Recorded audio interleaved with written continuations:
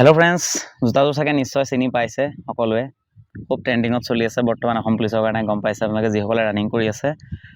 আৰু সক মই ভিডিওটো মেইন কথা আছিল মোৰ মেইন উদ্দেশ্য আছিল ভিডিওটো যি আসলে কোনজোৰ যদি আমি ট্ৰেকত ৰানিং কৰিব লাগে বিশেষকৈ আপোনালোকে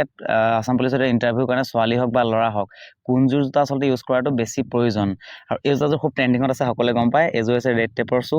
আৰু কেইবাজনো ইউটিউবাৰে হয়তো এজোৰৰ ৰিভিউ দিছিলে আৰু মই সেই কাৰণে এজোৰ বিষয়ে ক'ব লগা হ'ল কাৰণ যথেষ্টখিনি সেই ভিডিওবিলাকত ভুল আছিলে সেই ভুলখিনি শুধৰাবলৈ কাৰণে মই এজোৰ জোতা আসলে দেখুৱাবলগীয়া হ'ল এজোৰ হৈছে ৰেড টেপ ফ্লো প্লাছ মডেলটো আৰু এই ভিডিওটো আসলে সকলোৱে চাব ল'ৰা আৰু ছোৱালী যিসকলে আগন্তুক অসম পুলিচৰ কাৰণে প্ৰিপাৰেচন কৰি আছে সেই সকলোৱে ভিডিওটো চাব কাৰণ বহুত ইম্পৰ্টেন্ট ভিডিও আপোনালোকৰ অকণমান ভুলৰ কাৰণে পিছত হয়তো আপোনালোকৰ এংকল টুইষ্ট হ'ব পাৰে ভৰিত ইনজুৰি হ'ব পাৰে বহুতখিনি সমস্যা হ'ব পাৰে সো এইকাৰণে আপোনালোকে ভিডিওটো কমপ্লিট চাব কাৰণ জোতাযোৰ যদি ভাল নহয় তেনেহ'লে আপোনালোকৰ টাইমিং বহুত বেয়া হৈ যাব আৰু ৰানিং যথেষ্টখিনি বেয়া হ'ব পাৰে এই জোতাযোৰ হৈছে চাওক আপোনালোকৰ ইয়াৰ হাইটটো দেখিছে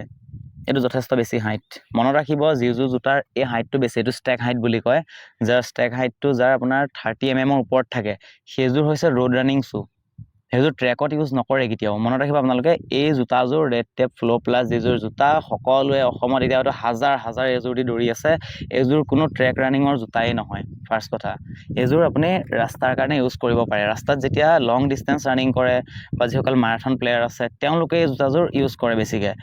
এইজোৰ জোতা কেতিয়াও ইন্টাৰভিউ কাৰণে নহয় কিন্তু কিছুমানে নাজানে বা জানিবই নোখোজে আৰু তেওঁলোকে কি কৰে দি দিয়ে ৰিভিউ সো জোতাৰ তেওঁলোকৰ বিশেষ নলেজ নাই সেইটো মই তেওঁলোকক ভুল নধৰো যিহেতু তেওঁলোকে নাজানে আৰু আমি যিহেতু খেলোঁ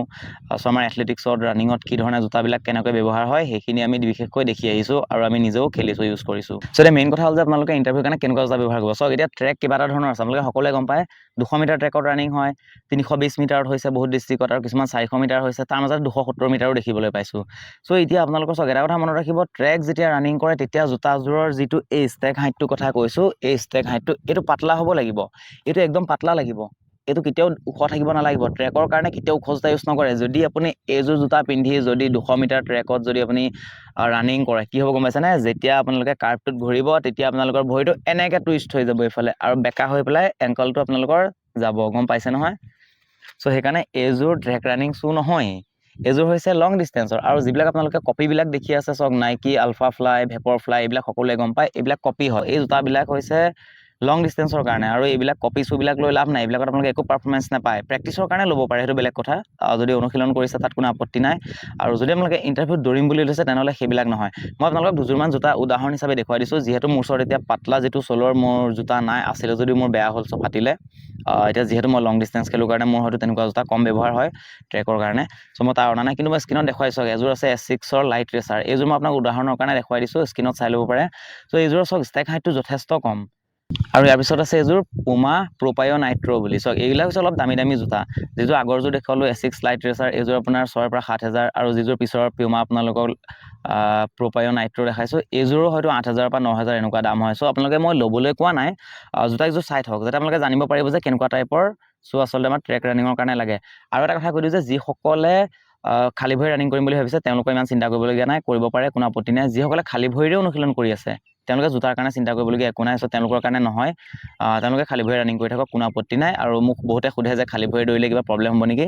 য'ত ঘাঁহ আছে ঘাঁহত আপোনালোকে খালী ভৰি দৌৰিব পাৰে ৰাস্তা হ'লে জোতাৰ কথা আছে কিন্তু আপোনালোকে যদি ফিল্ডত দৌৰিছে খালী ভৰিৰে দৌৰিব পাৰে কোনো আপত্তি নাই ইণ্টাৰভিউ খালী ভৰিৰে দিব পাৰে কোনো আপত্তি নাই সো সেইসকলক মই জোতাৰ কোনো আচলতে কথাই নাহে প্ৰশ্ন নাহে যিসকলে জোতা পিন্ধি ৰানিং কৰি আছে মনত ৰাখিব আপোনালোকে এতিয়াৰ পৰা এই জোতাযোৰ ট্ৰেকৰ কাৰণে ব্যৱহাৰ নকৰিব এইযোৰ ভাল জোতা যথেষ্ট ভাল জোতা এইযোৰক মই বেয়া বুলি নকওঁ এইযোৰ যেতিয়া আপোনালোকে লং ৰানিং কৰিব ধৰক সপ্তাহত যদি দুদিনমান আপোনালোকে লং ৰানিং কৰিছে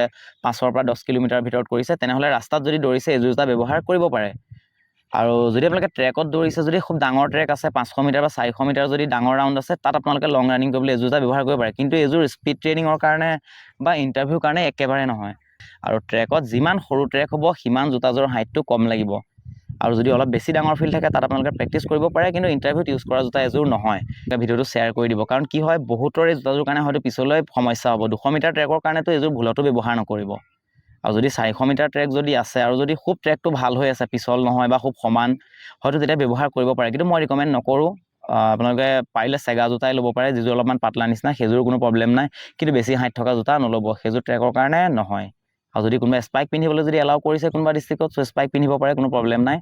আৰু এতিয়া আপোনালোকে ক'ব ভিডিঅ'টো শ্বেয়াৰ কৰি দিয়ক সেইসকলক, সকলোকে শ্বেয়াৰ কৰি দিয়ক, কাৰণ কি হয় সকলোৰে এটা ভুল ধাৰণা আছে আৰু বহুতৰ হয়তো ভুল ৰিভিউৰ কাৰণে কিছুমানে ভুল জোতা ব্যৱহাৰ কৰি পেলাই ইঞ্জুৰি হ'ব পাৰে। সেইকাৰণে ভিডিঅ'টো সকলোকে শ্বেয়াৰ কৰি দিব আৰু আশা কৰিছোঁ সকলোৱে এতিয়া নিশ্চয় বুজি পাইছে। চ' এইখিনি যাতে ভুল আপোনালোকে নকৰে, ভালকৈ সকলোৱে ৰানিং কৰি যাওক আৰু নেক্সট ভিডিঅ' পাই থাকিব। কিবা যদি সমস্যা আছে মোক আপোনালোকে ভিডিঅ'ত কমেণ্ট কৰি জনাব বা ইনষ্টাগ্ৰামৰ আইডিটো মই দি লৈছোঁ, চাই লওক, তাত আপোনালোকে মোক মেছেজ কৰিব পাৰে। চ' ভিডিঅ'টো ইমানতে সমাপ্ত কৰিছোঁ, লগ পাম আকৌ নেক্সট ভিডিঅ'ত। জয় আই অসম।